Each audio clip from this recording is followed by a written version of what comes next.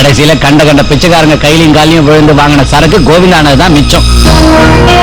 ராகவா, ஆட பிச்சைக்காரங்கன்னு சொன்னது உங்களை இல்ல, அவன் பேரு என்னது, சத்தியமங்கலம் ஜோஸ். இன்னும் என்னென்ன வரும்னு யாருக்கு தெரியும்? அட எங்க மாதாவே, தேவையில்லாத வில்லங்கத்துல கொண்டாந்து எங்களை இழுத்து விட்டுட்டீங்களே. அட சும்மா இரு பேபி. அந்த திமிரு பிடிச்சவ பேசுனதுல இருந்து அந்த சார்லஸ் வந்து இவரோட கண்ணத்துல 7 குத்து விடுவானோன்னு எனக்கு பயமா இருக்கு. பயம் போடுறோம் இல்லையா? பயத்துல புலம்பனாலும் பாப்பையா சொல்றதுல நியாயம் இருக்கு. அவ என் வீட்டுக்கு வந்து என்னையே அவமானப்படுத்திட்டா. ஏ சார், ரவுடிகளை காலேஜ் ஸ்டூடெண்ட் மாதிரி ஏற்பாடு பண்ணி அவ கார் மேல கல்யாணம் அடிக்க சொல்லட்டா? ஓ போலீஸ் புத்தியை காட்டுறியா? கட்சிக்குள்ளேயே கீழே இருந்து மேல வரைக்கும் 6-8 குரூப் இருக்கு. நான் சொன்னா ஒருத்தனும் கேட்க மாட்டான். அப்படின்னா அவளை தென் மாவட்டத்துக்கு டிரான்ஸ்பர் பண்ணிடுங்க தலைவரே.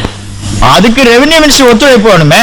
அவள் ஒரு நேர்மையான அரசியல்வாதி. இதுக்கு ஒரு கமிஷன் போட்டுருவாரு. பாத்தியா, போட்டானுங்க. ஹலோ, ஆமா நான் ராகவன் தான் பேசுறேன். எத்தனை மணிக்கு அவ ப்ரோக்ராம்? அப்ப திரும்பி வர்றது? உனக்கு வேண்டியது நான் கொடுத்து அனுப்புறேன். சரி. சப் கலெக்டர் ஆபீஸ்ல இருந்து இவரோட ஆளு யூனியன் லீடர் பிரகலாதன். அவன் என்ன சொல்றான்? அதாவது ராத்திரி 9:30 மணி வரைக்கும் மாப்போசி நகர்ல புறம்போக்கு நல்ல பிரச்சனையா.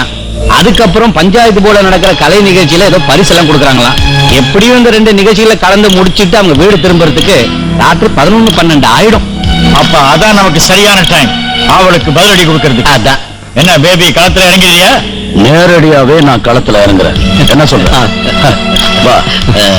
பேபி ஒரு நிமிஷம். அவ உடம்புல எங்கிருந்தாவது, மூக்கில் இருந்துதான் இல்ல, ஒரு சொட்டு ரத்தமாவது அவ உடம்புல இருந்து பாரு. வேண்டுகோள் வாடா.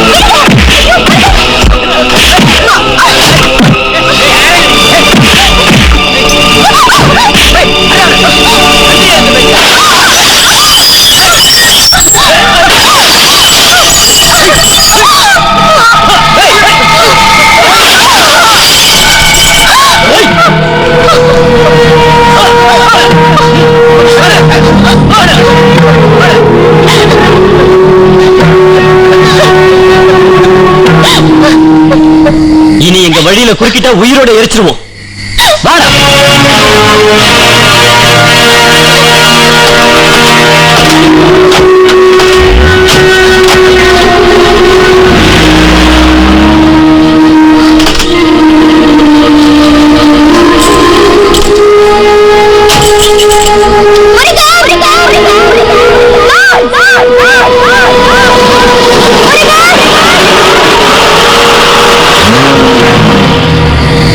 ஐயோ, இது நம்ம சப் கலெக்டர் அம்மா இல்ல?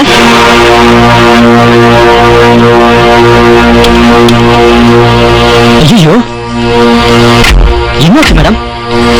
யார் இப்படி பண்ணது? பாதிக்கப்பட்டவங்கதான். எங்க போனாலும் மேடத்துக்கு சண்டை தான். மதுரையில இருந்தப்போ கலெக்டரோட சண்டை, திருச்சியில எம்எல்ஏ கிட்ட சண்டை, இங்க மந்திரி கிட்ட சண்டை.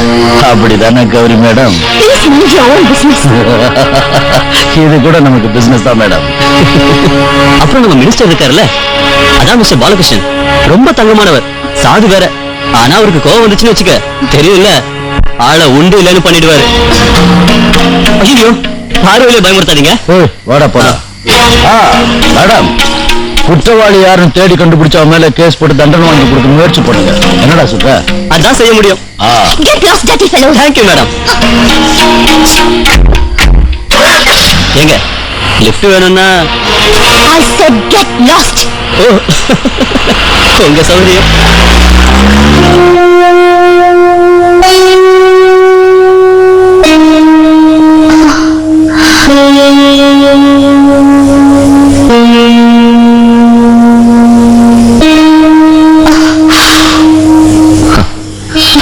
கண்ணுல ஒண்ணும் இல்ல, கண்ணாடி உடைஞ்சதை பார்த்து பயந்துட்டேன்.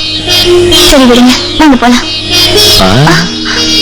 உட்காரு, கொஞ்சம் தொட்டுக்கிறேன். என்ன கொஞ்சம் தொட்டுக்கிறேன்னு. லொல்லு பண்ணாதீங்க. லொல்லா? காய ஆறி போச்சான்னு பாக்கிறதுக்குள்ள லொல்லு கிளுங்கிறிய.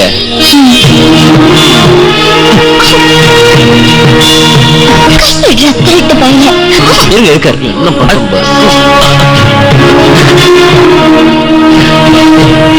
என்னடா இங்க என்னட்டு தனியா சிரிச்சிட்டு இருக்க? அது வந்து அண்ணன் இங்கதான் இருக்காரு. அண்ணன் போன் வந்துகிட்டே இருக்கு, கொஞ்ச நேரம் இருங்க. ஏண்டா சார்லஸ், இங்க பாருங்கம்மா, காயத்துல போட்டு குத்துறாரு, ரொம்ப மோசம். ஏண்டா அவகிட்ட ரொம்ப பண்ணிட்டு இருக்க? ஐயோ அம்மா, அதெல்லாம் ஒன்று. யாரு? அது வந்து அம்மா தான். அம்மா இல்ல, குணசீலன். குணசீலன், தலைவர் குணசீலன். ஹலோ அண்ணா, கட் ஆயிடுச்சு. இப்ப ஒரு கட்சி ஆபீஸ்ல இருக்கிறான். இப்ப நாம அங்க போனா யாருங்க அது? டிஓ பாப்பலாம். வரம் தலைவரை பார்க்கலாம். லால் சலாம். லால் சலாம். ஏன்பா இந்த தடவை ஏற எடுக்கிறதுல முடிவு பண்ணிட்டியா? இங்க பார் சார்லஸ், அப்பா இருந்தப்ப கூட எனக்கு இந்த மாதிரி விஷயத்தெல்லாம் பேசி பழக்கமே இல்லை. எதுக்குமா இப்படி தேவையில்லாம சுத்தி வளைச்சு பேசுறீங்க? ஆமா, எதுக்கு அழகுங்க? என்னம்மா விஷயத்த சொல்லுங்க. என்னத்தர சொல்றது? அப்பா போனதுக்கு அப்புறம் நீ இந்த சண்டை சச்சரவுலாம் போது நினைக்கும் போது எங்களுக்குலாம் ரொம்ப பயமா இருக்குடா. ஓஹோ, அப்ப சப் கலெக்டர் தான் இது எல்லாத்துக்கும் காரணம். வா வா.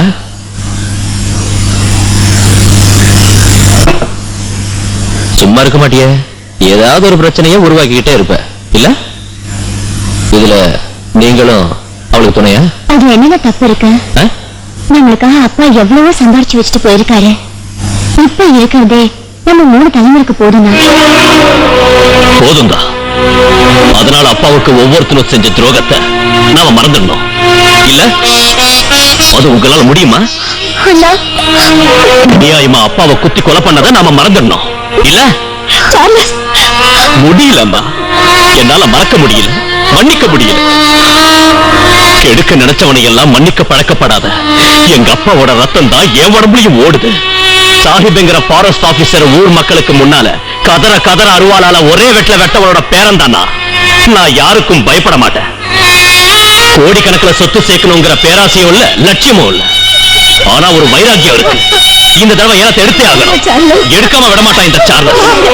இந்த ஒரு தடவை அவகாசம் கொடுங்க, அதுக்கப்புறம் எல்லாத்தையும் விட்டுரு, ஒட்டுமொத்தமா விட்டுரு. யாரும் கவலைப்படாது, எதுக்கும் பயப்படாது.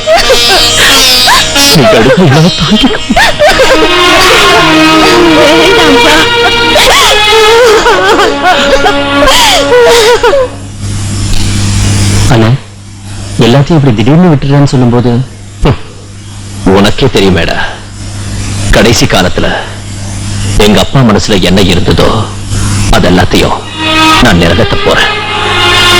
அதாவது அப்பா உருவாக்கின லிக்கர் கம்பெனியை நம்பி இருக்கிற எல்லா தொழிலாளிகளுக்கும் சம பங்கு இருக்கிற ஒரு கம்பெனியா நம்ம ஃபார்ம் பண்றோம். எல்லா தொழிலாளிகளுக்கும் சம உரிமை இருக்கிற கம்பெனி. நடக்க போற ஏலம் முடிஞ்ச உடனே நாம நடத்திக்கிட்டு இருக்கிற எல்லா லிக்கர் கம்பெனிகளும் இந்த தொழிலாளிங்க பேர்ல மாத்தணும். வருஷா வருஷம் கிடைக்கிற லாபத்தை அவங்களுக்கு பிரிச்சு கொடுக்கணும். கம்பெனியோட பொறுப்பெல்லாம் இதோ இவங்க 2 பேரும் கவனிப்பாங்க. And as a guide, well-wisher and chief advisor, இந்த கம்பெனியை வழி நடத்துற the one and only person, the great Sathyaseelan. என்னடா? இல்ல, பல வருஷங்களா கஷ்டப்பட்டு சேர்த்த சொத்தை பூரா இப்படி சும்மாவே முதலீடு இல்லாத வேலைக்காரங்களுக்கு தூக்கி கொடுக்கறேன்னு சொல்றீங்களே, அதுவும் கோடி கோடியா. நீ சொல்ற அந்த கோடிகளை உருவாக்கின முதலீடு ரத்தத்தை வேர்வையா சிந்தின அந்த வேலைக்காரங்க தான். அதை மறந்துடாத. ஏதோ கேட்கறதுக்கு வேணா இது நல்லா இருக்கும். ஹலோ, இது வரேன். வந்துகிட்டே இருக்கேன். எம்பி கிட்ட இருந்து நான் கிளம்புறேன், நாளைக்கு பார்க்கலாம். சரி. சத்யா, இன்னொரு வாரத்துக்கு இந்த கட்சி வேலை சமூக வேலை எல்லாத்தையும் ஒதுக்கி வச்சுட்டு ஏல முடிகிற வரைக்கும் எங்க கூடவே இருக்கணும். சரிண்ணே, கூடவே இருக்கிறேன். பட்டுமா? இவனுக்கு என்னாச்சு? தொழிலாளிங்க பத்தி எல்லாம் அவனுக்கு இப்ப தெரியாது, சொல்லி புரிய வைக்கணும்.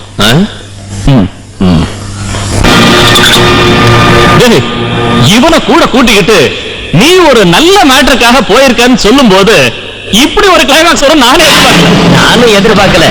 சார்லஸ் கிட்ட இருந்து நீங்க கொத்திக்கிட்டு வரப்போறது இந்த சத்யாவை தான் கனவுல கூட நான் எதிர்பார்க்கவே இல்லை. நீ எதிர்பார்த்தியாடா? இல்லவே இல்ல. என்னடா சத்யாவை பார்த்ததுல இருந்து கண்ணு கண்ணாடி வெளியில வந்துருச்சு? அதெல்லாம் ஒண்ணு இல்ல, நானும் சத்யாவும் ஒரே கட்சி தான் இல்லையா தம்பி? கட்சி ஒன்னா இருந்தாலும் எந்த நேரமும் பணம் நிறைய கூட்டத்துல மானம் உள்ளவங்க எப்படியா இருக்க முடியும்? சத்யா மானம் உள்ளவன், அதான் வெளியே வந்துட்டான். இல்ல சத்யா? நல்லா கேட்டுக்கடா சதாசிவா. ஐயோ, ஏலத்துல நமக்கு போட்டியே கிடையாது. தடையா இருந்த எபினேசனும் காலி, சார்லஸும் காலியாக போறான். அடுத்த எலெக்ஷன்ல உன் தொகுதியில சத்யாவை நிக்க வைக்க போற, ஜெயிக்க வச்சு எம்எல்ஏவா ஆக்குவேன், நீ காலி. என்ன கரெக்டா? கரெக்டா சொன்னீங்க. எது எப்படியோ சத்யா, சார்லஸ் கூட இவ்வளவு நாளா இருந்துட்டு இப்ப நீ இங்க வந்துட்டு இல்ல. இனிமே சார்லஸோட பவுண்டேஷன் ஆட்டங்கண்ட மாதிரி தான். எங்க வேளாங்கண்ணி அம்மாவே இதுக்குதான் உங்களோட கிருபை வேணுங்கிறது. ஐயோ, அவன் கூட நேத்துக்கு வரைக்கும் இருந்துட்டு. நேத்து வரைக்கும் இல்ல பாப்பையா, இதோ இன்னைக்கு காலையில வரைக்கும். இன்னும் உண்மையை சொல்ல போனா சார்லஸ் தான் எனக்கு எல்லா விதத்திலையுமே ரொம்ப உதவி பண்ணிருக்காரு. அதை நான் மறக்கல. ஆனா எல்லாத்துக்கும் மேல நாமெல்லாம் வியாபாரிங்க, அதை விட முக்கியம் நான் அரசியல்வாதி. இன்னைக்கு இந்த சார்லஸோட தொழில் இருக்குல்ல, கோடி கோடியா லாபம் வர்ற இந்த பிராந்தி வியாபாரத்தை தொழிலாளிகளுக்கே கொடுக்கணுங்கிறது எனக்கு நல்லதா பண்ணலாம். அது ஆபத்து. எனக்கு மட்டும் இல்ல உங்களுக்கும் தான். நாளைக்கு இந்த பிராந்தியை வித்து லாபம் சம்பாதிக்க நினைக்கிற எல்லாருக்குமே இல்ல. இதுதான் அரசியல். கௌரி, பேப்பர்ஸ் எல்லாம் சரியா இருக்கு? எல்லாம் சரியா இருக்கு. ரெண்டு பேரும் வாங்கடா, கையெழுத்து போடுங்க.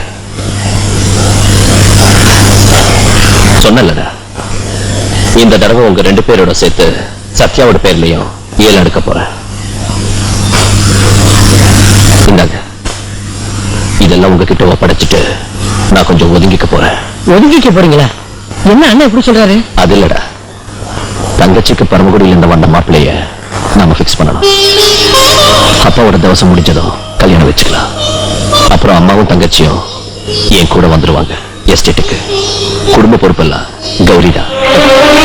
அப்ப நீங்க எங்களை விட்டு ஒரேடியா போறேன்னு சொல்றீங்களா? போகலடா, மாசத்துல பாதி நாள் உங்க கூட, மீதி நாள் எஸ்டேட்ல. அப்ப நானும் சொன்னல, நீங்க இங்க இந்த வீட்டுல ரெண்டு பேரும் கல்யாணம் பண்ணிக்கிட்டு குழந்தை குட்டிங்களோட சந்தோஷமா வாழணும். என்ன சொல்றீங்க? வாங்கடா, வந்து கையெழுத்து போடுங்க. வேண்டாண்ண, இது வரைக்கும் நாங்க உங்களை எதுக்கும் எதிர்த்து பேசினதில்லை. ஆனா புது கம்பெனியோட விஷயங்களை சத்யா கிட்டே ஒப்படைச்சிருக்க. அவன் பார்த்துக்குவான் இல்லையாடா? அவனுக்கு தான் இந்த பேரு புகழ்ங்கிற ஆசையெல்லாம் இருக்கு. அப்ப நீங்க ரெண்டு பேரும் உங்க கூடவே வந்துடுறோம். என்னடா?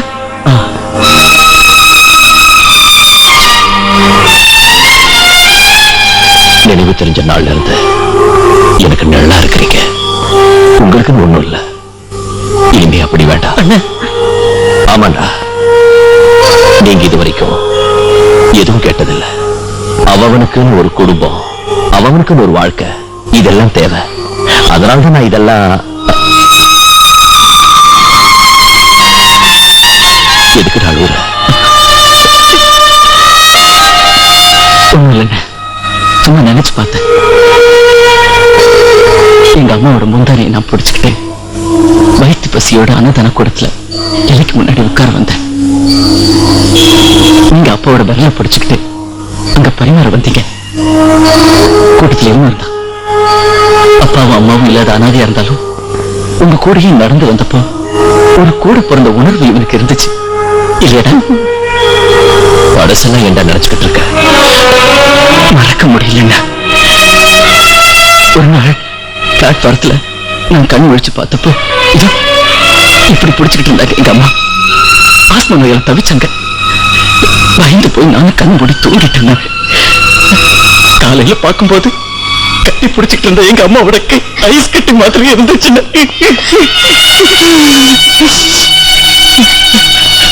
அதே கடந்த அந்த பணத்தை யாரோ வந்து தூக்கிட்டு போனாங்க. நான் அங்க தனியா நின்றுகிட்டு